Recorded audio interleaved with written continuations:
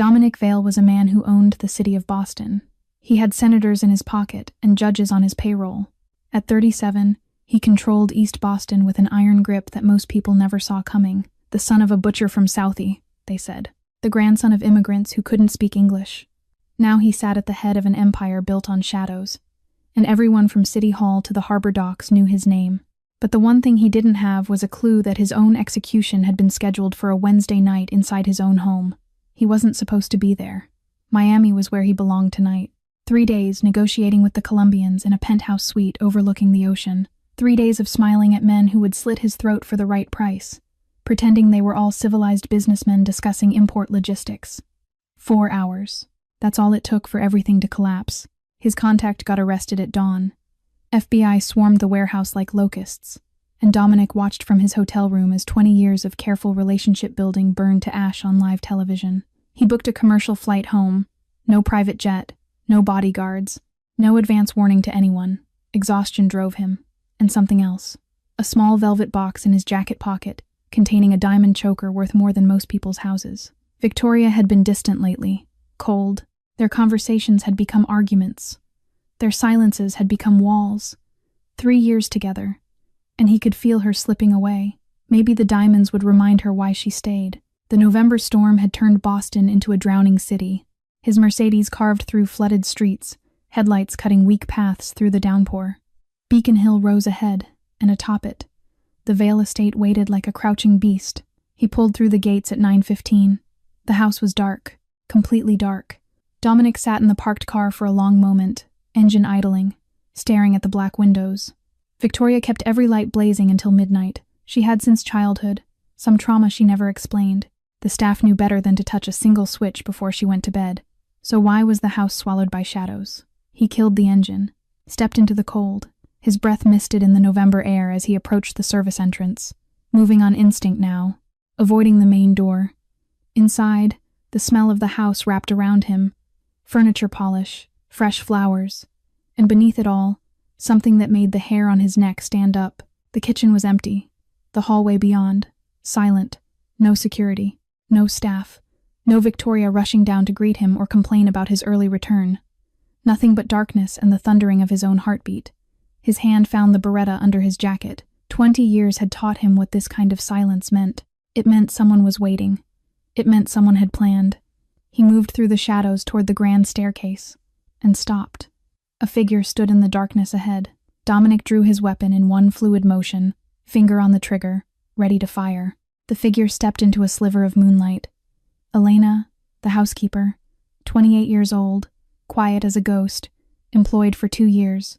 She stood trembling in her black uniform, eyes wide with terror, clutching a cleaning cloth like it could protect her from what was coming. Dominic lowered the gun slightly. Elena, what the hell is going on? Where is everyone? She didn't answer. Instead, she lunged forward, grabbed the lapel of his expensive jacket, and pulled him into the alcove beneath the stairs. Her hand clamped over his mouth before he could protest. Then she leaned close. Her breath was warm against his ear.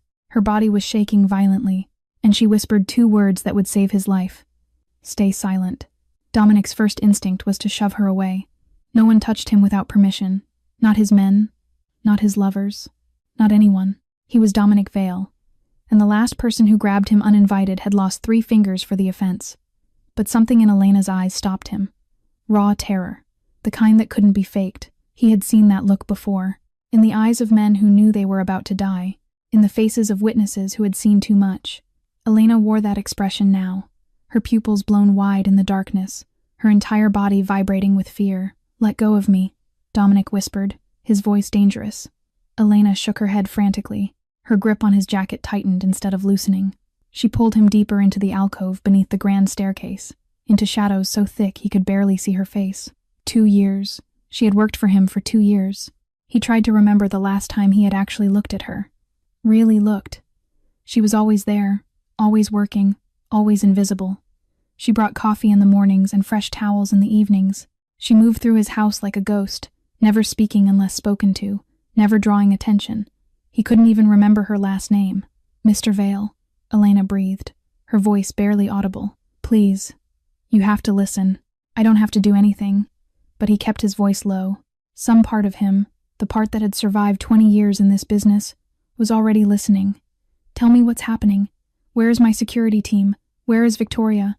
Elena flinched at the name. That small reaction sent ice down Dominic's spine. Why?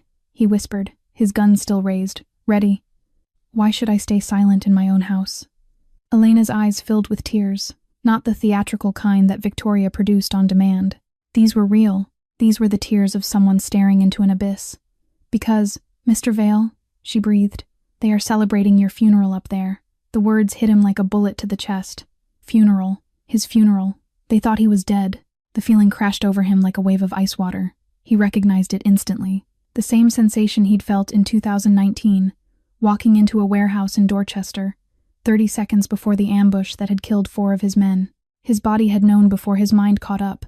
His instincts had screamed at him to run. They were screaming now. He looked up at the ceiling. Toward the master bedroom on the 2nd floor, the silence suddenly made sense. Not peaceful, not empty. This was the silence of a trap already sprung. The silence of predators waiting in the dark. Dominic moved toward the stairs. Elena grabbed his wrist. Hard. No. She shook her head violently. Not yet. She pointed to her ear, then pointed upward. Listen first. Every muscle in his body wanted to storm up those stairs and demand answers. He was Dominic Vale. This was his house, his empire. No one celebrated his death while he still drew breath. But the girl's terror was genuine, and his instincts had never failed him. Slowly, Dominic holstered his weapon. He bent down and removed his Italian leather shoes, setting them silently on the marble floor. In his socks, he would be a ghost.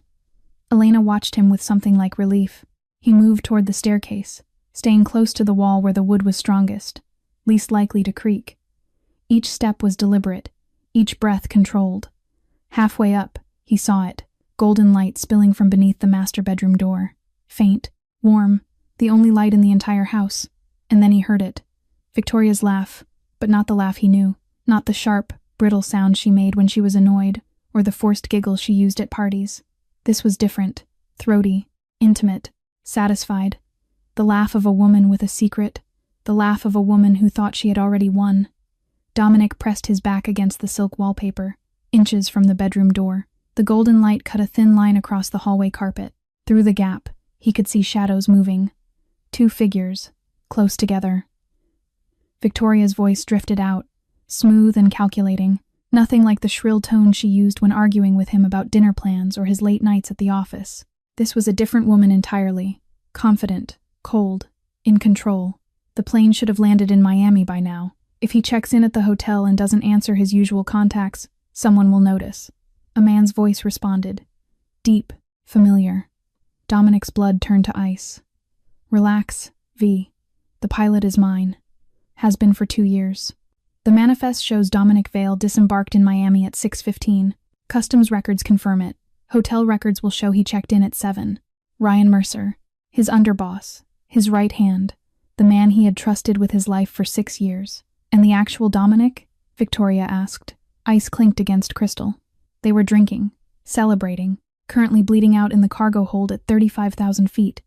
Ryan's voice dripped with satisfaction. The pressure seal I rigged on the private jet will malfunction somewhere over the Atlantic. Explosive decompression. Nothing left but red mist and scattered debris. They won't find enough of him to fill a shoebox. Dominic stopped breathing. The private jet. The mechanical issue that had grounded his flight this morning. Ryan had called personally to deliver the news, apologizing profusely, promising the problem would be fixed by tomorrow. Dominic had cursed the inconvenience and booked a commercial flight instead. That inconvenience had saved his life. What about the estate? Victoria asked. More ice clinking, more liquid pouring. Dominic recognized the sound. His 25-year Macallan, the bottle he saved for anniversaries. The accounts, the offshore holdings, already handled. Sullivan at the law firm is ours. The power of attorney documents were filed last week. Once Dominic is declared missing, you become executor. We liquidate everything, blame it on the Castellano family, and let the war sort out the rest. Victoria laughed. That new laugh, the one Dominic didn't recognize. God, I've been waiting for this. 3 years of playing the dutiful girlfriend. 3 years of listening to him talk about legacy and empire while treating me like a decorative vase. You won't be decoration anymore, V. You'll be the queen. Silence. The wet sound of a kiss. Dominic's grip tightened on his gun until his knuckles ached. The rage was building now, hot and blinding, demanding release. Then Ryan spoke again, softer, almost reverent. I've waited 15 years for this night, V. 15 years since his father killed mine in that warehouse on the docks. 15 years building this identity, building his trust, making myself indispensable. The words hit Dominic like a sledgehammer. Anthony Mercer. The name surfaced from the depths of his memory. 2009. His father had executed a traitor in a warehouse in Southie. Shot him while his teenage son watched through a window. Ryan was that son. Ryan had changed his name, his face, his entire identity, and he had spent 15 years waiting for this moment. The Vale bloodline ends tonight, Ryan continued. His father, him, everything they built, gone. Red flooded Dominic's vision. He reached for the door handle. A small hand clamped around his wrist. Elena. She had followed him up the stairs, silent as smoke. Her eyes were wide, pleading, terrified. She shook her head. Not yet. Dominic yanked his wrist free from Elena's grip. 15 years. Ryan had spent 15 years pretending, smiling, serving, waiting. And Victoria, the woman who slept beside him every night, had been counting down the days until his corpse was cold. He would kill them both, right now, kick down that door and put bullets through their skulls before they could finish their champagne toast. Elena grabbed him again. Harder this time. Before he could shove her away, she thrust her phone into his face. The screen glowed in the darkness, showing a grid of security camera feeds, the house's entire surveillance system, live and streaming. Dominic's rage froze mid-breath. The footage showed men. Dozens of them. Black tactical gear. Red armbands on their left biceps. They surrounded the estate like a noose, moving through the gardens, positioning at every exit. He recognized the armbands instantly. Castellano. Salvatore Castellano's private army. Ryan made a deal, Elena whispered, her lips nearly touching his ear. After your plane went down, Castellano's men would clean the house. No witnesses, no loose ends. She swiped to another camera, the front entrance. 2 men with assault rifles were already inside, sweeping the foyer. Dominic's mind raced through the calculations. 1 Beretta, 15 rounds, against 20-plus armed soldiers. He could kill Ryan and Victoria right now. The satisfaction would last approximately 3 seconds. Then Castellano's men would swarm the stairs and cut him to pieces. He would die, and they would win. The bedroom door remained cracked open. Victoria's voice floated through. What about the housekeeper? Elena saw me let Ryan in through the service door earlier. Dominic felt Elena stiffen beside him. She's a ghost anyway, Ryan replied, dismissive.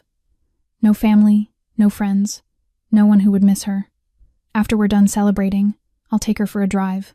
Somewhere quiet. She won't come back. Victoria laughed. Make it clean. I just had the carpets redone. Dominic turned to look at Elena. She stood motionless in the shadows. Her face had changed. The terror was still there, buried deep, but something else had risen to the surface. Something cold and sharp. They were going to murder her. A 28-year-old woman whose only crime was being in the wrong place at the wrong time. They would kill her and dump her body somewhere no one would ever look. And Victoria was worried about the carpets. Elena met his gaze. She pointed toward the end of the hallway, past the guest rooms, toward a door he barely remembered existed. The linen closet. There's a way out, she whispered. A passage they don't know exists. But we have to go now. Below them, heavy footsteps echoed on the marble floors.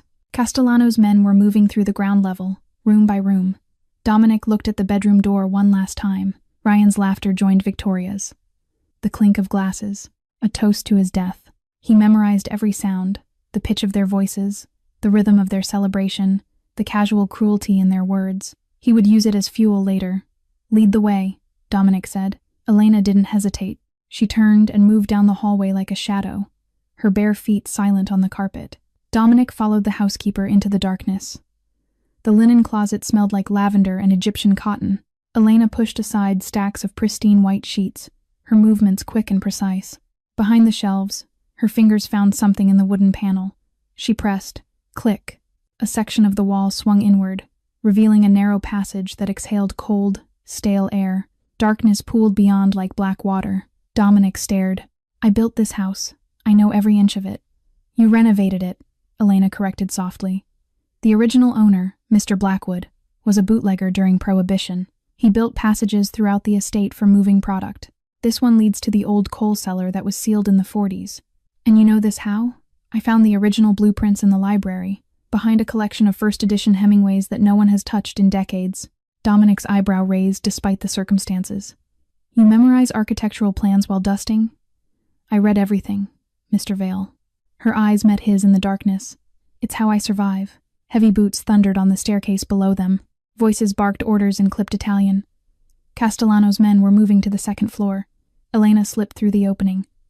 Dominic followed, his shoulders scraping against the narrow walls. She pulled the panel shut behind them just as flashlight beams swept across the hallway outside. Total darkness swallowed them whole. Elena clicked on a small penlight, shielding most of the beam with her palm. The weak glow revealed a rusted iron ladder descending into nothing. 30 feet down, she whispered. Then the tunnel. She went first, moving with surprising confidence. Dominic followed, each rung groaning under his weight. The air grew colder as they descended. Damper. The smell of old brick and forgotten decades filled his lungs. His ribs ached from tension. His hands were slick with sweat. Above them, muffled shouts echoed through the walls. They were searching the rooms now. It wouldn't take long before someone noticed the master of the house was neither dead in Miami nor hiding under a bed. His feet hit solid ground. Elena's penlight revealed a brick tunnel stretching into darkness. Cobwebs hung like funeral shrouds. Water dripped somewhere in the distance. This connects to the drainage system near Beacon Creek, Elena said, already moving. Half a mile out. My car is parked on the service road past the property line. Dominic grabbed her arm, stopping her. Why? She turned. Why what? Why are you helping me? His voice was harder than he intended. You heard them up there. They want you dead anyway. You could have run while I was listening at that door. Disappeared into the night. Why risk coming back for me? Elena was silent for a long moment. The penlight cast deep shadows across her face, making her look older, harder, like someone who had seen things that left permanent marks. Because 5 years ago, Mr. Vale, you saved my life. Dominic frowned. I don't know what you're talking about. A warehouse in Southie. You raided it looking for stolen cargo from the harbor. Instead, you found 12 girls locked in shipping containers. We'd been there for 6 months, moved from city to city like livestock. The memory surfaced slowly. A tip about hijacked goods, his men cutting through padlocks, the smell that hit them when the container doors opened, and the faces inside, hollow, broken, barely human anymore. I was one of them, Elena continued. I was the weakest, the one they said wouldn't survive another week. But you looked at me, actually looked, and you said 3 words I'll never forget. She stepped closer. Get them out. Dominic remembered now, vaguely, one of dozens of operations that year. He hadn't thought about it since, but Elena had thought about it every day for 5 years. I spent years finding you, she said, getting close, waiting for a chance to repay the debt. She turned back toward the tunnel. Now we're even. Move. They ran through the tunnel like ghosts fleeing purgatory. Stagnant water splashed beneath their feet, the brick walls pressed close, forcing them to move single file. Elena led the way, her small penlight cutting a weak path through decades of accumulated darkness. After what felt like an eternity, moonlight appeared ahead, a pale circle growing larger with each step. Elena killed the light and held up her hand. Stop! They approached the exit slowly. The tunnel opened into a drainage pipe that emptied near Beacon Creek. Elena crawled out first, then reached back to help Dominic through the narrow opening. Cold mud swallowed them both. They lay flat against the wet earth, barely breathing. Above the tree line, a buzzing sound grew louder. A drone swept overhead, its thermal camera scanning the darkness below. Ryan is thorough, Dominic muttered. His real name is Ryan, Elena whispered back. And yes, he planned for everything, except you taking a commercial flight. The drone passed.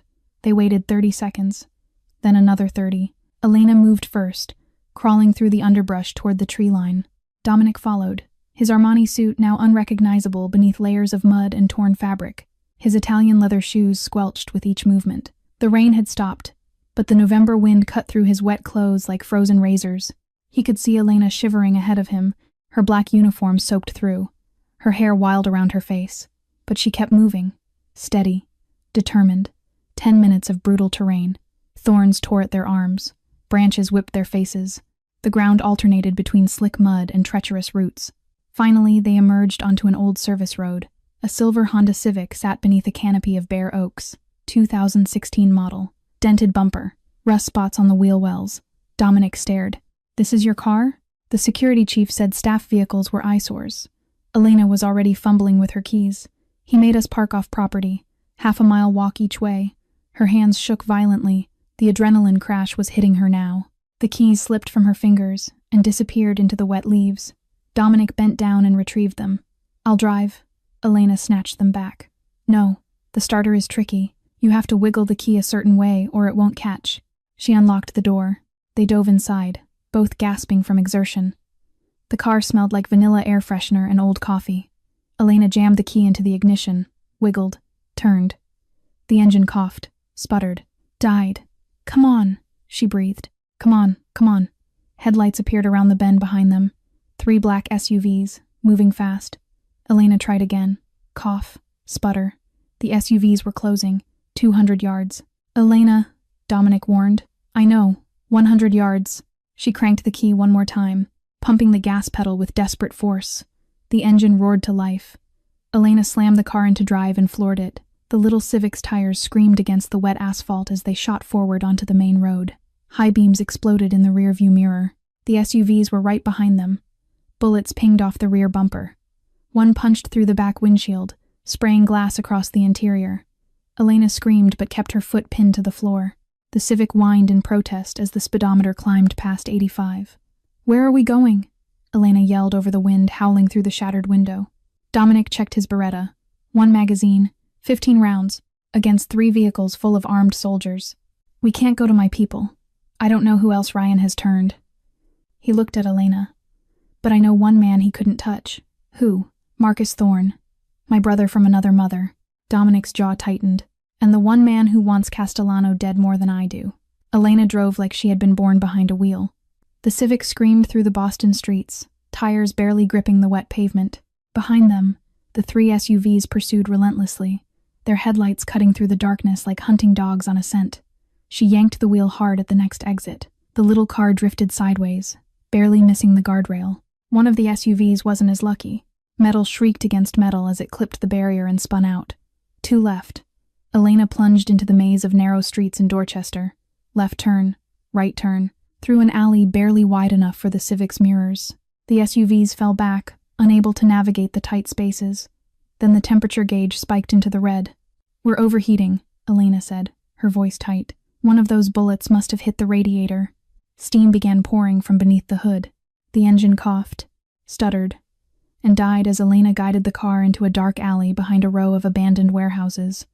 Silence, except for the ticking of the dying engine and their ragged breathing. "Give me your phone," Dominic said. Elena pulled a cheap burner from her apron pocket. "I always carry one. Old habit." Dominic dialed a number he had memorized 20 years ago. It rang 3 times. "Speak." The voice was gravel and whiskey. "Marcus, don't hang up. It's Dom." Silence stretched for 3 heartbeats. Then, "You're supposed to be dead. The news just broke. Your plane went down over the Atlantic. No survivors. The news is wrong. I'm bleeding. I'm tired. And I'm standing in an alley with the only person in Boston I can trust who isn't you." Another pause. "Where?" "Dorchester. Behind the old fish processing plant on Harbor Street. 20 minutes. Don't move." The line went dead. 18 minutes later, a convoy of black sedans rolled into the alley. Marcus Thorne stepped out of the lead vehicle, flanked by 10 armed men. At 42, he still moved like the street fighter he had been as a teenager. Same block as Dominic, same hunger, same scars. He looked at Dominic's ruined suit, his mud-caked face, his bloodshot eyes. Then his gaze shifted to Elena, small and filthy in her torn uniform. "Who's the girl? The reason I'm still breathing." Marcus raised an eyebrow but didn't press further. "Get in. We'll talk at the warehouse." The safe house was an abandoned shipping warehouse on the South Boston waterfront. Marcus's territory, his fortress. Inside, Dominic told him everything. Ryan's betrayal, Victoria's treachery, the 15-year revenge plot, Castellano's army surrounding the estate. Marcus listened without interrupting. When Dominic finished, his face was carved from stone. "Mercer's boy. I always felt something off about that snake." He shook his head slowly. "You're telling me he's been playing the long game for 15 years? And now he has Castellano's army backing him, plus whoever he's turned inside my organization." Marcus was quiet for a long moment. Then he smiled. A cold, predatory smile. I've been waiting years for a chance at Castellano. He took my brother 8 years ago, shot him in the street like a dog. His eyes hardened. If we move together, I can mobilize my people within 24 hours. But this isn't charity, Dom. I want South Docks after this. All of it. Half of Dominic's waterfront territory. A massive price. Done, Dominic said without hesitation. Marcus nodded. Then let's plan a resurrection. From the corner of the room, Elena watched in silence. Her trembling had stopped. Her eyes had changed, sharp now, calculating, absorbing every word, every detail, every name. Marcus leaned close to Dominic and whispered, "That one's dangerous."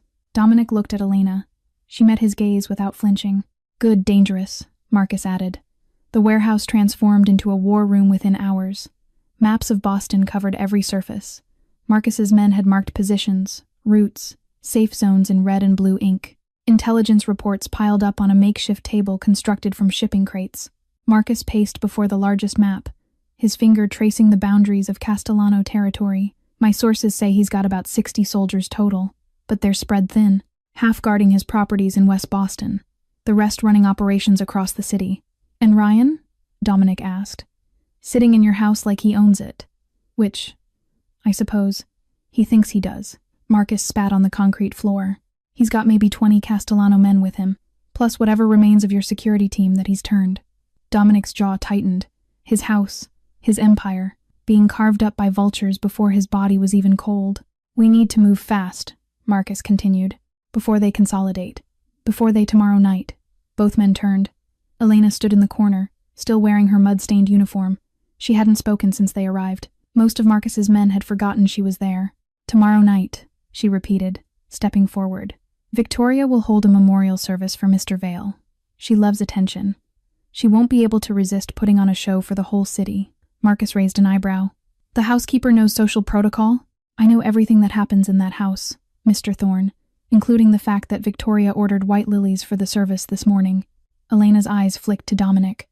"Mr. Vale hates white lilies. She's already redecorating his funeral." Dominic felt something twist in his chest. 3 years together, and Victoria didn't know his preferences for flowers. But the housekeeper did. Elena continued. "She'll invite the press, the politicians, the other families. It's expected. And she'll have to invite you, Mr. Thorne. Refusing would raise suspicions." Marcus nodded slowly. "So I walk in the front door, with a gift for the grieving widow, a portrait of Mr. Vale, something large enough to carry equipment inside." Elena was already sketching on a piece of paper. The floor plan of the Vale estate, drawn entirely from memory. Portable spotlight, battery backup, hidden inside the frame. "And how do we disable their security?" "I'll do it." Elena marked the security room on her sketch. "The catering company for the service is external. I know the manager. I can get in with the staff." Dominic stepped forward. "Absolutely not. If Ryan sees you, Ryan never saw me, Mr. Vale." Elena's voice was steady. "Not once in 2 years. I brought him coffee every morning. I cleaned his office. I ironed his shirts." She met Dominic's eyes without flinching. "To him, I'm furniture. That's my advantage." The room fell silent. Marcus studied Elena with new appreciation. "She thinks like an operator, not a maid." Elena returned to her sketch, marking camera positions, exit points, guard rotations. Her hand moved with confident precision. "There's something else," she said. "Ryan has a tell. When he's nervous, he touches his left cufflink. It belonged to his father, the only thing he kept from his old identity." She looked up. "If he touches it during the memorial, he's scared. That's when you strike." Dominic stared at her. "How do you know about the cufflink?" "I iron his shirts, Mr. Vale." A ghost of a smile crossed her face. "I know the weight of every item in his pockets." Marcus let out a low whistle. "Damn, where did you find this one?" Dominic didn't answer. He was too busy looking at Elena as though seeing her for the very first time. The warehouse fell quiet after midnight. Marcus's men moved through the shadows, checking weapons, running final equipment tests. The soft click of magazines being loaded punctuated the silence. Tomorrow would bring blood. Everyone knew it. Dominic sat alone by a grimy window overlooking the harbor. The Boston skyline glittered in the distance, beautiful and treacherous. Somewhere out there, Ryan Mercer was sleeping in his bed. Victoria was trying on black dresses for the funeral. His funeral. Sleep wouldn't come. Every time he closed his eyes, he heard their laughter echoing through that bedroom door. Footsteps approached. Soft, Familiar. Elena appeared beside him, holding 2 chipped mugs. Steam curled up from the dark liquid inside. I found instant coffee in the break room, she said. It's terrible, but it's hot. She handed him a mug. Their fingers brushed in the exchange. Dominic took a sip. She was right. It was terrible, but it was exactly what he needed. 2 years, he said quietly. You've been bringing me coffee for 2 years. I never once asked how you took yours. Black. No sugar. Elena wrapped her hands around her own mug. But you wouldn't know that. You never saw me drink it. The words weren't accusatory, just honest. Dominic stared out at the harbor. 5 years. You spent 5 years getting close to me, just to repay a debt? Elena was silent for a long moment. It wasn't a debt, she said finally. It was a purpose. She sat down on a crate beside him, close enough that he could smell the remnants of lavender beneath the mud and sweat. After that warehouse, I had nothing. No family, no identity. The organization that took me had erased everything. My documents, my records, my existence. She took a breath. I was 23 when they grabbed me, walking home from a night class at Boston College. My family thought I ran away. They stopped looking after 6 months. Dominic said nothing. He let her speak. 6 months in that container, moving from city to city. I watched girls disappear, sold, traded, broken. Her voice didn't waver, but her hands tightened around the mug. I was the weakest one left. They said I wouldn't survive another week. And then you came. She looked at him. You didn't just unlock the container, Mr. Vale. You looked at us. Most men look through people like me. We're invisible. But you looked directly at me and said, "You're safe now." Her eyes glistened. No one had said that to me in 6 months. Dominic searched his memory. He remembered the raid, the smell, the horror. But her face among the others had faded into a blur of hollow eyes and skeletal frames. I don't remember you specifically, he admitted. There were so many. I know. That's what made it real. You weren't saving me for credit. You weren't performing. You just did it because it was right. Silence stretched between them, comfortable, heavy with things unspoken. I spent 20 years building an empire, Dominic said quietly, and the 2 people closest to me were counting the days until my grave. Elena turned to face him fully. Not everyone, she said. She reached out and placed the coffee more firmly in his grip, her fingers pressing against his. Some of us were counting the days we could prove our loyalty. Their eyes met. For the first time in longer than he could remember, Dominic didn't feel alone, not surrounded by soldiers or politicians or business partners, but genuinely seen. Elena withdrew her hand and stood. You should try to rest. Tomorrow will be long. She walked back to her corner of the warehouse, wrapped herself in a thin blanket, and sat with her back against the wall. She didn't sleep either. They waited for dawn together, apart yet somehow connected by the silence between them. The Vale estate had been transformed into a monument of grief. Black silk draped every window, black ribbons adorned the iron gates, and white lilies filled every room, their sickly sweet fragrance hanging heavy in the November air. News vans lined the street outside, their satellite dishes pointed at the gray sky like mechanical flowers seeking sun. Reporters practiced their solemn expressions while cameramen jockeyed for the best angles. Inside, the great hall overflowed with mourners, politicians who had taken Dominic's money, judges who had ruled in his favor, business partners who feared him, rivals who pretended to respect him, all dressed in black, all murmuring condolences, all secretly calculating what his death meant for their own fortunes. Victoria stood on the small stage near the grand staircase, a vision of elegant sorrow. Her black Valentino dress hugged her figure perfectly. A delicate lace veil obscured her dry eyes. She dabbed at them occasionally with a monogrammed handkerchief, accepting embraces and whispered sympathies with practiced grace. The grieving widow, the role of a lifetime. Ryan Mercer stood 3 steps behind her, playing the loyal friend, the supportive right hand. His black suit was impeccable, his expression appropriately somber. Only the occasional touch to his left cufflink betrayed any nervousness. In the kitchen, controlled chaos reigned. Elena slipped through the service entrance wearing a borrowed catering uniform, white shirt, black vest, hair pinned back in a severe bun. Her eyes stayed down, her movements efficient and invisible. No one gave her a second glance. She picked up a tray of champagne flutes and moved into the crowd, weaving between mourners with practiced ease. 2 years of invisibility had prepared her for this moment. The front doors opened with ceremony. Marcus Thorne entered, dressed in an old-fashioned black suit and flat cap. 4 of his men followed, carrying a large object draped in burgundy velvet. A portrait, Marcus announced, his voice carrying across the hall, commissioned in memory of Dominic Vale. I thought it fitting to display during the service. Victoria's smile flickered for just a moment. Ryan's hand moved to his cufflink. How generous, Mr. Thorne, Victoria said smoothly. Please, place it on the stage. The covered portrait was positioned on an easel beside the podium. No one questioned its unusual bulk. No one thought to look inside the frame. Elena set down her empty tray and moved toward the library. The security room was just beyond, through a door marked private. The code hadn't changed. 7419. She had watched the guards enter it hundreds of times. They never noticed the housekeeper watching. The door clicked open. Inside, monitors displayed every corner of the estate, the Great Hall, the entrances, the perimeter. The room was empty. Every guard was on the floor, watching the performance. Elena sat at the console and began typing commands. System override, generator bypass, emergency lockdown protocols. On the center monitor, Victoria approached the microphone. The crowd hushed. Thank you all for coming, Victoria began, her voice trembling with manufactured emotion. Dominic was a complicated man, but he was my love, my world, and now, Elena's finger hovered over the execute button. On another monitor, she spotted movement at the service entrance, a figure in torn clothes and muddy shoes, standing in the shadows, waiting.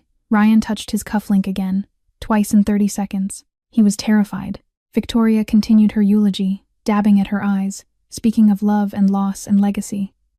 Lies wrapped in silk and perfume. Elena watched Dominic's silhouette on the monitor. Ready when you are, Mr. Vale, she whispered to herself, and pressed the button. My husband, Dominic. He was a complicated man. Victoria's voice trembled beautifully through the microphone. Every eye in the room was fixed on her performance, but he loved this city. He loved building things. He loved creating a legacy that would outlast us all. And though he's gone, click. Every light in the mansion died at once.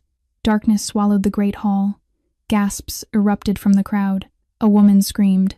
Glass shattered somewhere as a champagne flute hit the marble floor. Stay calm, Ryan's voice cut through the chaos. It's just a fuse. Everyone stay where you are. But the backup generators didn't kick in. The emergency lights didn't flicker to life. The darkness remained absolute. Then a single spotlight blazed to life. It didn't come from the house's system. It came from inside the velvet-draped portrait on the stage. Marcus's gift. The battery-powered rig hidden within the frame. The beam cut through the darkness and landed at the top of the grand staircase.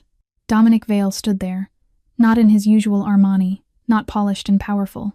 He wore the same clothes from 2 nights ago, torn, muddy, stained with sweat and blood. A bandage wrapped around his head, where a branch had cut him during the escape. He looked like a corpse that had clawed its way out of the grave. A wireless microphone was in one hand, a small remote control in the other. Hello, darling. His voice boomed through the PA system, echoing off the walls. You started the funeral without the guest of honor. Victoria's face went white. Her mouth opened, but no sound emerged. The handkerchief fell from her frozen fingers. Ryan's hand flew to his holster. He drew his weapon, aiming at the figure on the stairs. A dozen red laser dots appeared on his chest. Marcus's men had positioned themselves throughout the hall during the blackout. They stood in doorways, behind pillars, along the balcony. Every gun pointed at Ryan. I wouldn't, Dominic said calmly, descending the stairs one step at a time, unless you want to find out exactly how many of my bullets have your name on them. Ryan's gun wavered. Ryan, Dominic's voice dropped to something cold and intimate. You told my woman I was at the bottom of the Atlantic, scattered across the ocean like red mist. He reached the middle of the staircase. You were half right. The old Dominic is dead. He died the moment he heard his best friend planning his murder with his lover. He reached the bottom step. And you, Victoria. He turned to face her. You wanted this house so badly. You can have it. As a coffin. Victoria crumpled to her knees. Dominic, please. He forced me. I didn't know what he was planning. He threatened me. You can't do this, Ryan shouted, desperation cracking his voice. Castellano's men are surrounding this place. You're outnumbered. Dominic smiled, cold, predatory. Your men work for money, Ryan. I just tripled their salary via text message. He glanced toward the windows. Funny how quickly loyalty shifts when the paycheck does. Outside, the red armbands were dropping. Castellano's mercenaries lowered their weapons and stepped back from the property. The ones inside did the same. Ryan stood alone in the center of the hall, abandoned by his army, exposed before the entire city. "Save it," Dominic said to Victoria's continued sobbing. "Elena told me everything." Victoria's crying stopped abruptly. "Elena?" She looked up, mascara streaking her cheeks. "The housekeeper?" The security room door opened. Elena stepped into the light. She still wore the catering uniform. Her hair was still pinned back. But something had changed. Her posture, her presence, the way she held herself. No longer invisible. No longer furniture. "That's right," Elena said quietly. "The one who knew all your secrets." Panic erupted. The mayor was the first to flee, shoving past a senator in his desperation to reach the exit. Politicians trampled over each other. Judges abandoned all dignity. The cream of Boston society scattered like roaches when the lights came on. But the reporters stayed, cameras still rolling, recording the scandal of the decade. Within minutes, the great hall had emptied of everyone except those who mattered. Dominic, Elena, Marcus and his men, and the two traitors surrounded by red laser dots. Dominic walked slowly toward Ryan, his footsteps echoing in the sudden silence. 15 years, he said. "You spent 15 years pretending, smiling at me, eating at my table, learning my secrets." He stopped 3 feet away. "That takes dedication." Ryan's chin lifted defiantly, despite the dozen guns aimed at his heart. "Your father murdered mine in cold blood, shot him in that warehouse while he begged for his life, begged for mercy." His voice cracked. "I was 14. I watched through the window. I saw everything." Dominic was quiet for a long moment. "My father was a monster," he said finally. "He did monstrous things, things I spent 20 years trying to undo." He met Ryan's eyes. "But I'm not him. If you had come to me, told me the truth, I would have heard you out." "Heard me out?" Ryan laughed, bitter and broken. "Your kind doesn't hear. You take. You destroy. And then you pretend you're better than the men who came before you." Dominic's jaw tightened. Marcus stepped forward, his old-school flat cap casting shadows across his face. "He tried to frame me," Marcus said. "Told Castellano he'd use my roots to move product once you were gone. Tried to start a war with my name on it." His eyes were cold. "I want him." Dominic looked at Ryan one last time. 15 years of false friendship. 15 years of lies. "He's yours. Do what you will." 2 of Marcus's men grabbed Ryan's arms. He struggled, screaming curses as they dragged him toward the service entrance. "This isn't over, Vale. You hear me?" "This isn't." The door slammed shut. Silence returned. Victoria remained on her knees, mascara rivers staining her cheeks. She reached for Dominic's hand as he approached. "Please," she whispered. "It was a mistake. I was confused. He manipulated me. You knew enough to celebrate my death with my scotch." Dominic reached into his jacket and pulled out the velvet box. The diamond choker caught the spotlight's beam, glittering like frozen tears. Victoria's eyes lit up despite everything. Instinct, greed, the reflexes of a woman who measured love in carats. Dominic snapped the box shut with a click that sounded like a gunshot. "This was for you. I bought it in Miami. I was going to fix us." He turned and walked to Elena, took her hand, placed the velvet box in her palm. What Victoria's voice rose to a shriek. "You're giving it to the maid?" "She's not the maid." Dominic looked at Elena. She stood frozen, the box heavy in her hand, her eyes wide with disbelief. "She's the woman who saved my life while you were planning my funeral." Victoria screamed as Marcus's men lifted her to her feet. "Escort her out," Dominic ordered. "No car, no jewelry, no coat. She leaves with exactly what she brought to this relationship." They dragged her toward the front door. Outside, rain had begun to fall. "You can't do this," Victoria shrieked. "I'll tell everyone. The press. The police." Dominic didn't turn around. "You have your life. That's more than you left for me." The door opened. Cold rain swept in, and Victoria was pushed out into the night. The hall fell silent. Dominic stood amid the wreckage of his memorial service. Broken glass, overturned chairs. White lilies scattered across the floor like fallen snow. Elena moved to his side, still clutching the velvet box. Marcus approached, his expression grim. "We have a problem, Dom." Dominic turned. "Castellano wasn't here tonight. He's still out there." Marcus's jaw tightened. "And now he knows you're alive." 2 days after the memorial, Dominic was rebuilding his empire from the ashes. The betrayal ran deeper than Ryan alone. 3 captains had been compromised, 2 accountants, a dozen soldiers who had shifted their loyalty for Castellano's money. One by one, Dominic rooted them out. Some fled before he could find them. Others weren't so lucky. Trust had to be rebuilt. Alliances reinforced. The Veil organization had been wounded, and wounded predators attracted scavengers. Elena remained at Marcus's safe house. The estate wasn't secure yet. Too many unknown variables, too many potential threats. Dominic told himself it was strategic, keeping a valuable asset protected. He didn't examine why her safety felt more important than his own. His phone rang. Unknown number. He answered. Silence on the other end. Heavy breathing. Then a voice he recognized instantly. Old, cultured, venomous. Mr. Vale. Congratulations on your resurrection. Very dramatic. Salvatore Castellano. The snake himself. Castellano. Dominic kept his voice flat. I was wondering when you'd call. I'm a patient man. Unlike Ryan, who was useful, but ultimately expendable. A pause, the sound of ice clinking against crystal. You understand business, Vale. What I don't understand is why 20 of my men never returned from your little party. They're sleeping. Permanently. Dominic's grip tightened on the phone. You shouldn't have sent them into my house. Castellano chuckled. A dry, papery sound. Bold. I respect that.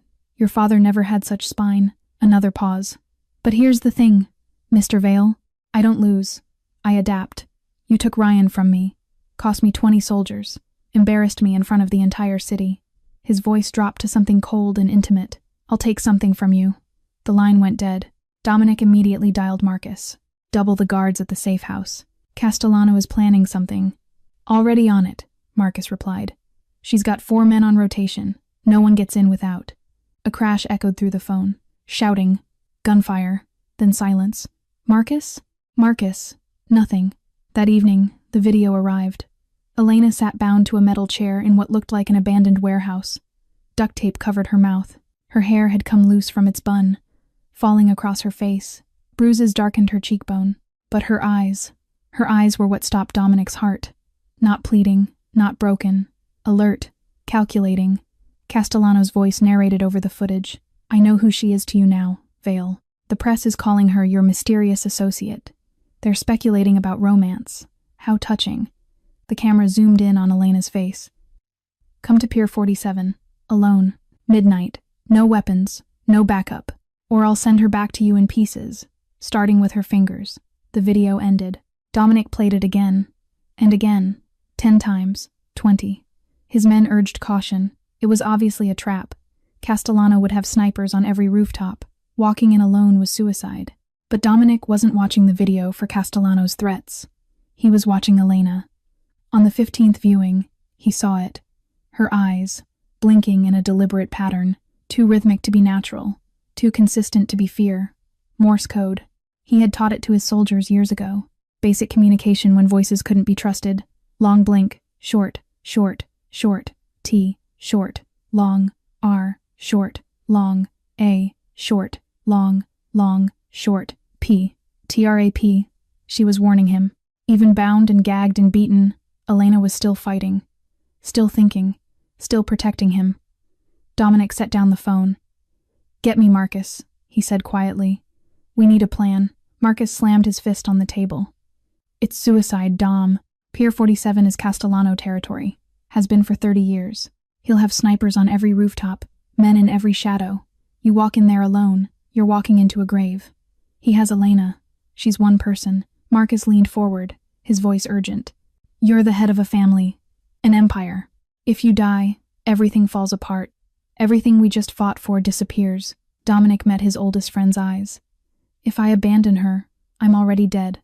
Everything I built means nothing. Marcus opened his mouth to argue, then stopped. He had known Dominic for 30 years. He recognized that look, the look of a man who had already made his decision. She knew it was a trap. Dominic continued quietly. She was bound, gagged, beaten, and instead of crying for help, she sent me a warning. Morse code through her blinks. He stood and walked to the window. She's counting on me to be smarter than Castellano. She believes I'll come with a plan, not just a death wish.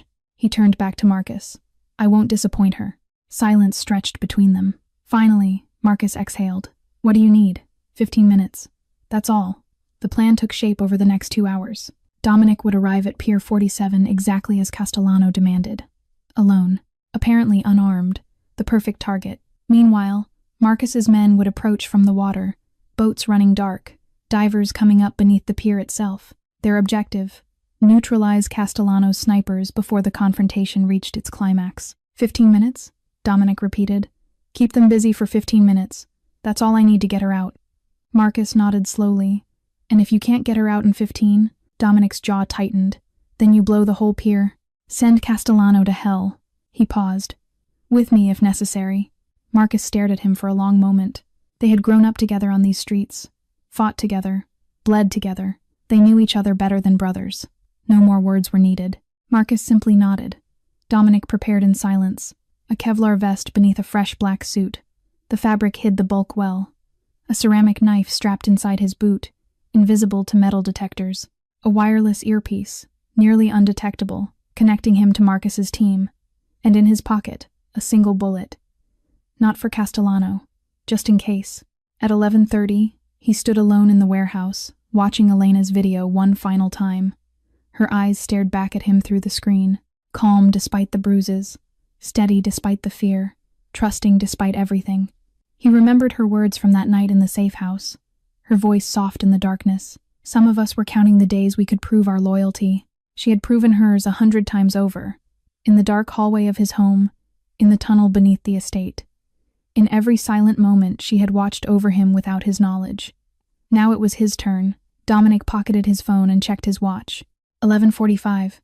I'm coming, Elena, he said to the empty room. And when this is over, I'm promoting you.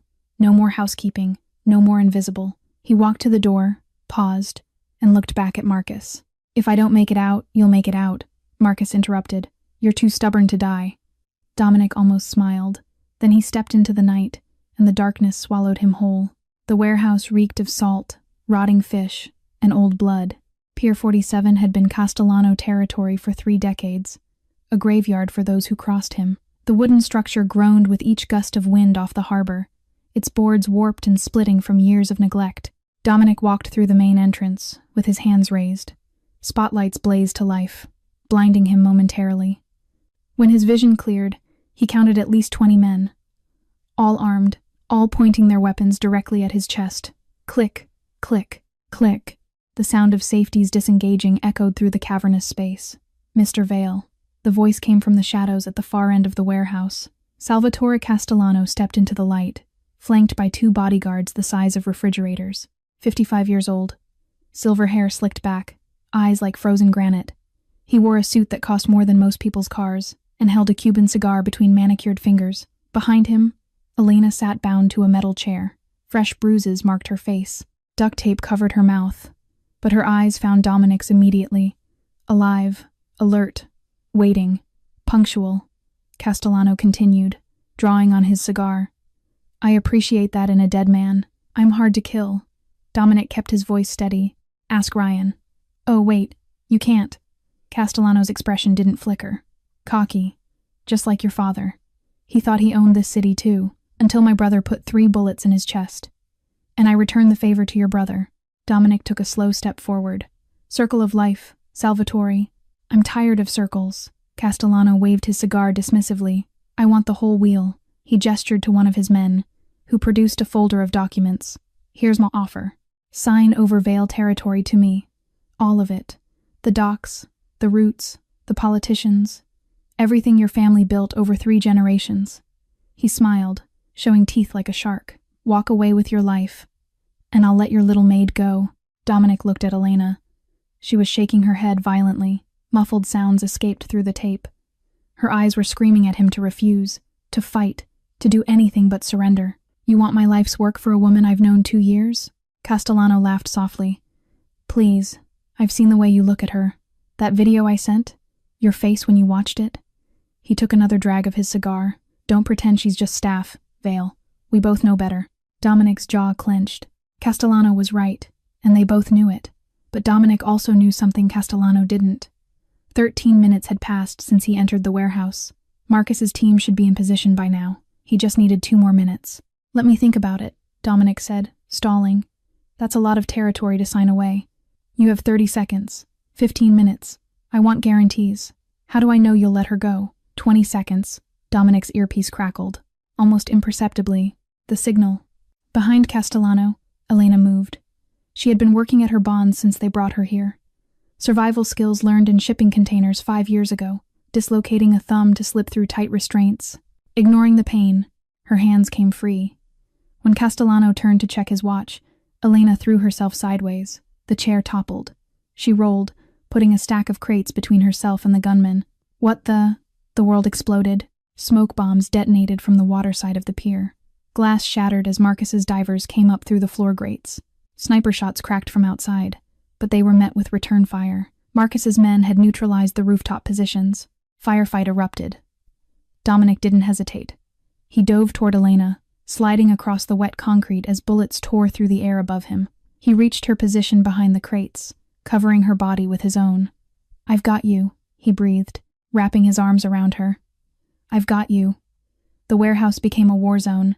Bullets tore through wooden crates. Muzzle flashes strobed through the smoke. Men screamed and fell.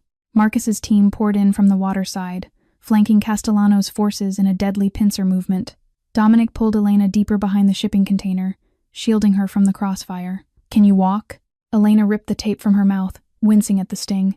"I can run." He grabbed a pistol from a fallen guard and checked the magazine. 8 rounds. It would have to be enough. "Stay behind me." They moved through the chaos like ghosts. Dominic led, weapon raised, firing twice at shadows that got too close. Elena followed inches behind, a length of rusted chain wrapped around her fist like brass knuckles. They moved in sync, no hesitation, no wasted motion, as if they had trained together for years instead of days. Through the smoke, Dominic saw him, Castellano. The old man wasn't fighting.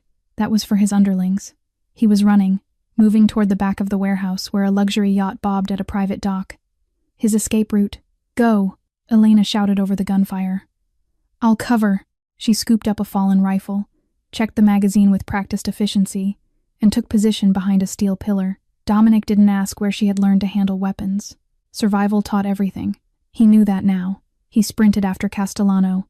The wooden pier groaned beneath his feet as he burst out of the warehouse. Salt wind slapped his face. The yacht's engine was already roaring to life. A bodyguard stepped into his path. Massive, armed, Dominic didn't slow down. He ducked under the man's wild swing, drove his fist into the exposed throat, and kept moving as the bodyguard crumpled. The yacht was pulling away from the dock. 3 feet of black water widened between the pier and the boat. Dominic jumped. He hit the deck hard, rolling to absorb the impact. Castellano spun from the helm, a pearl-handled pistol in his weathered hand. He fired.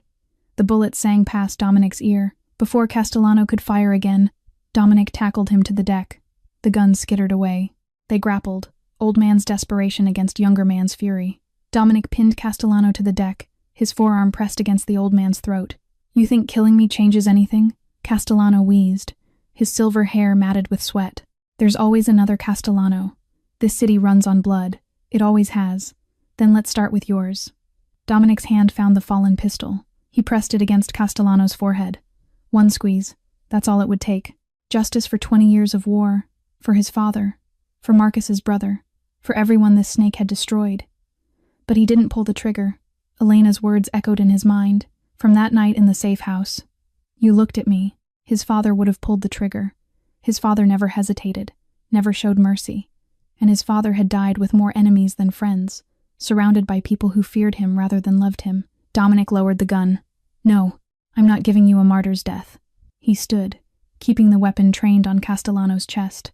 "You'll live, in a cell, broken, watching everything you built burn from behind bars." Marcus's men swarmed onto the yacht. "Take him," Dominic ordered. "Gift wrap him for the FBI. I have a contact who's been wanting Castellano for 20 years. They dragged the old man away, his curses echoing across the water. Dominic stood alone on the deck. Rain began to fall, soft at first, then harder, washing away the blood and smoke. He looked back toward the pier. Elena stood at the edge, silhouetted against the burning warehouse. The rifle hung at her side. Her hair was wild. Her face was bruised. She had never looked more beautiful. Their eyes met across the dark water. "It's over," Dominic breathed. 1 week changed everything. The FBI arrested Salvatore Castellano on 47 federal charges: racketeering, murder, human trafficking, drug distribution. The evidence Dominic provided filled 3 filing cabinets and implicated half of West Boston's criminal infrastructure. The Castellano Empire collapsed within days. Captains fled the city or surrendered to authorities. Soldiers scattered like roaches when the lights came on. Properties were seized. Accounts frozen. 3 decades of carefully constructed power, dismantled in 7 days. Marcus claimed the South Docks as agreed. His flag now flew over territory that had been Castellano's for a generation. The deal had cost Dominic a significant portion of his waterfront holdings, but it had bought him something more valuable: survival, and an ally who would never betray him. For the first time in a decade, the Boston underworld knew peace. The Vale estate underwent its own transformation. Workers stripped away every trace of Victoria: her clothes, her photographs, her white lilies that had filled every room with their cloying sweetness. The renovation was thorough and merciless. Elena supervised everything. But she no longer wore the black uniform of a housekeeper. Business suits now, tailored, professional. Her hair fell loose around her shoulders instead of pinned back in a servant's bun. When she spoke, captains listened. No one questioned her presence at meetings. No one dared. One evening, Dominic called her into his office. "I have a proposition." Elena stood before his desk, hands clasped in front of her. "Old habits." "Sir." "Stop calling me sir." Dominic gestured to the chair across from him. "And stop standing like you're waiting for orders. Sit." She hesitated, then sat. Dominic leaned forward. "Ryan's position is open. I need someone I trust absolutely. Someone who sees what others miss. Someone who's proven they'll stand with me when everything falls apart." Elena's eyes widened slightly. "You want me to be your underboss? I want you to be my partner." He held her gaze. "In all things." Silence stretched between them. "I clean houses, Mr. Val." She stopped herself. "Dominic, I don't run operations. I don't manage soldiers. I don't negotiate with other families. You hacked a security system in under 2 minutes. You outran a professional hit squad. You survived capture and torture without breaking. You shot 3 men on that pier." Dominic stood. "You're more qualified than Ryan ever was. The difference is, you're actually loyal." Elena looked down at her hands. The bruises from her captivity had faded to yellow shadows. "I have conditions. Name them. No more lilies." A ghost of a smile crossed her face. "Ever?" Dominic laughed. The first real laugh he'd managed in weeks. It felt strange in his chest. Unfamiliar. Good. Done. Second. Her eyes met his. "No lies. Not to me. Not ever. If you're walking into danger, I need to know. If something threatens us, I need to know. Complete honesty." "Agreed. And third." She stood and stepped closer. Close enough that he could see the gold flecks in her brown eyes. Close enough to count her heartbeats.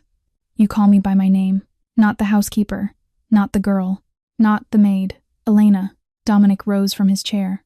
"Elena," he said, testing the weight of it on his tongue. How had he gone 2 years without really saying her name? He extended his hand. "Partner." She took it. Her grip was firm. Certain. Partner. The Vale estate had never looked like this. White orchids replaced the lilies. Modern chandeliers cast warm light instead of cold shadows.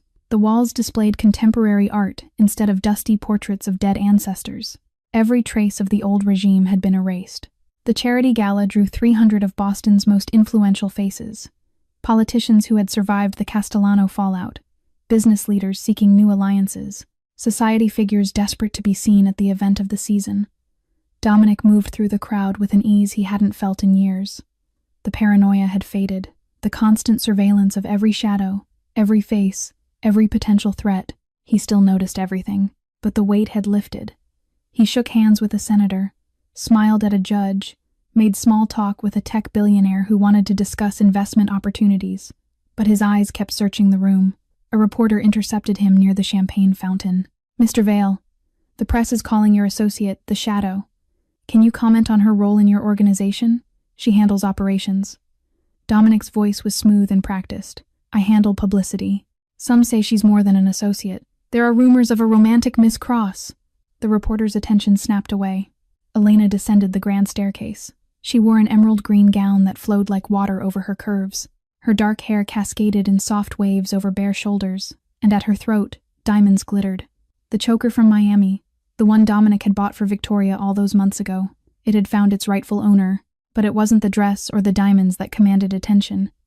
It was the way she carried herself, the posture of a queen, the gaze of someone who had walked through fire and emerged stronger. "Miss Cross," the reporter practically lunged toward her. What exactly is your role in the Veil organization? Elena smiled. Small, sharp, dangerous. I handle the cleaning, she said. I make sure everything is spotless. She slipped her arm through Dominic's before the reporter could ask another question. They shared a look. A private language developed over 6 months of partnership, of late nights and early mornings, of battles fought and won together. The reporter scribbled furiously, completely confused. Marcus appeared beside them, champagne flute in hand. You two are disgusting, he said, but effective. Castellano's trial starts next month. Prosecutor says life sentence minimum. Good. Dominic's jaw tightened. Let him rot. And Victoria? Marcus asked. Elena's smile sharpened. Last I heard, she's working as a cocktail waitress in Atlantic City, living in a studio apartment. No designer clothes, no diamonds. She touched the choker at her throat. Karma has quite the sense of humor. Later, when the crowd had thinned, Dominic led Elena onto the balcony. The Boston skyline spread before them, glittering against the dark sky. A light rain had begun to fall, just like that first night. Regrets? Dominic asked quietly. Elena considered the question. The rain misted her face, catching the light like scattered diamonds. One, she said finally. I should have saved your life sooner. Dominic turned to face her. You saved it exactly when it needed saving. He covered her hand with his, her fingers intertwined with his automatically, naturally, as if they had always belonged there. Thank you, he said, for not running when you could have. Elena looked up at him.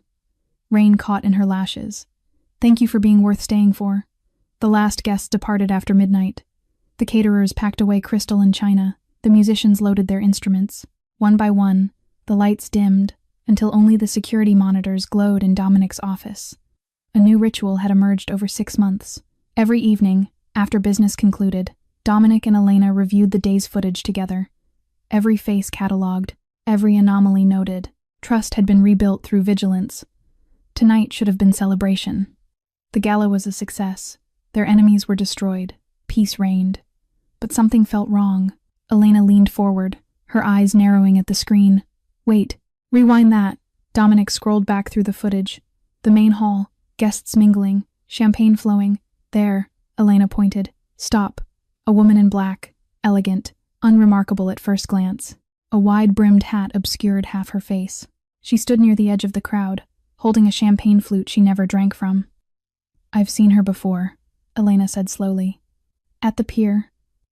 The night we took Castellano, she was with his group, but she didn't fight, didn't run either, just watched. Dominic zoomed in. The angle was wrong, the resolution too low, but something about the woman's posture triggered recognition. She's not random muscle, Elena continued. Look at how she moves. She's not mingling. She's assessing. Assessing what? Everything. The security positions, the exits, the guest list. Elena's voice dropped. Us. Dominic's phone rang. Marcus. Dom. We have a problem. What kind? Castellano just got a visitor in prison. A lawyer. High-end firm. But here's the thing. No one knows who she works for. No client on record. No paper trail. Dominic's hand tightened on the phone. And she left him a message. Guard overheard it. 4 words. Marcus paused. The shadow has company. The line went dead. Elena had gone pale. They're talking about me. Dominic set down the phone, his jaw clenched. Someone's interested in my organization. Specifically in you. Elena stared at the frozen image of the mysterious woman. The organization that trafficked me, she said quietly. I never found out who ran it. After your raid, I assumed they disbanded, scattered, disappeared. What if they didn't? What if they've been watching this whole time? Waiting? Her voice dropped to a whisper. What if me surviving made me interesting to them? Silence hung heavy in the room. Dominic moved closer. His hand found hers. Then we prepare. We've beaten one enemy. We can beat another. This is different. Elena looked up at him. Castellano wanted territory, power, business. These people, she swallowed. These people want me. Whatever I saw, whatever I know, whatever I represent. Let them come. Dominic's voice was steel wrapped in velvet. Last time I faced an enemy, I was alone, surrounded by traitors, counting down the hours until my death. He squeezed her hand. Now I have you, and you have me, and together, we're untouchable. Elena looked at the frozen image on the screen. The woman in black, the new shadow circling their empire. Untouchable, she repeated softly. I like the sound of that. They stood together at the window. The rain had stopped. The Boston skyline glittered beneath a clearing sky. Somewhere in the east, the first hints of dawn approached. But in the shadows between buildings, darkness remained, waiting. 1 year later, everything had changed. The ballroom of the Copley Plaza Hotel overflowed with 500 guests, politicians, business leaders, activists, journalists, all gathered for the inaugural gala of the Veil Cross Foundation, Boston's newest organization dedicated to rescuing victims of human trafficking. Elena stood at the podium, her emerald gown catching the light. The diamond choker sparkled at her throat, but it was her voice that commanded the room. 7 years ago, I was a statistic. The crowd fell silent. I was a victim, a ghost, a girl who lost her name, her identity, her hope. She paused, letting the words settle. I spent 6 months locked in darkness, believing I would die invisible, believing no one would ever know I existed. Her eyes found Dominic in the shadows backstage. But someone saw me. Someone who had every reason to look away, to focus on his own business, to pretend the darkness didn't exist. Her voice strengthened. He looked at me and said 3 words I will never forget. You're safe now. She gripped the podium. I'm standing here today because one person chose to see. One person chose to act. That's what this foundation is about. Seeing the invisible, saving the lost, giving them back their names. The applause began slowly. Then it built. Chairs scraped as 500 people rose to their feet. Standing ovation. Tears streamed down faces throughout the room. Elena stepped down from the stage, her legs trembling beneath her gown. Dominic waited in the wings. You were incredible, he said softly. I almost threw up 3 times. Still incredible. Later, they escaped to the rooftop. Boston spread beneath them, a tapestry of lights against the dark harbor, the same skyline they had fled through 1 year ago. The same city that had nearly killed them both, but they were different people now. I've been thinking about what you said, Dominic murmured. About purpose. What about it? I spent 20 years building an empire of shadows. Fear, control, violence. He looked at his hands. I told myself it was power. But power without purpose is just noise. Elena stepped closer. And now? Now I have you. He turned to face her. And you gave me something better than power. What's that? A reason to stay human. Elena's eyes glistened. The girl you saved 7 years ago. She would never believe this moment was possible. And the man who saved her. Dominic's voice dropped. He didn't know he was saving himself too. The rain began to fall. Soft, gentle, just like that first night. So what happens now? Elena asked. Now we keep building, keep fighting, keep each other honest. Partners? Always. He pulled her close. Their first kiss was soft, certain, earned through fire and blood and trust rebuilt from ashes. Always, she echoed against his lips. They stood together against the Boston skyline, 2 silhouettes in the rain, the shadow and the king, no longer alone, no longer invisible, untouchable. And that, dear friends, is the story of the shadow who stayed. A story about betrayal and redemption, about seeing the invisible and saving the lost, about finding purpose in the darkest moments and discovering that true power lies not in fear, but in loyalty, in trust, in love. Elena taught us that the deepest debts are not measured in money, but in moments. The moment someone sees you when the world looks away, the moment someone says you're safe when everything screams danger. And Dominic taught us that the strongest empires are not built on fear, but on genuine connection. That sometimes the most powerful thing a person can do is simply look, really look, at another human being. So I ask you now, friends, what did you feel watching this story unfold? Have you ever been invisible? Have you ever been the one who chose to see? Please share your thoughts in the comments below. I would love to hear from the depths of your hearts. If this story touched you, please subscribe to our channel, hit that like button, and share this video with someone who needs to hear it. Every day, we bring you stories that move, inspire, and remind us of our shared humanity. Thank you for being here. Thank you for listening. Thank you for being part of this community. I wish you all good health, happiness, and peace in your daily lives. May you always find the courage to see the invisible and the strength to stay when running would be easier. Goodbye for now, and I will see you in the next video.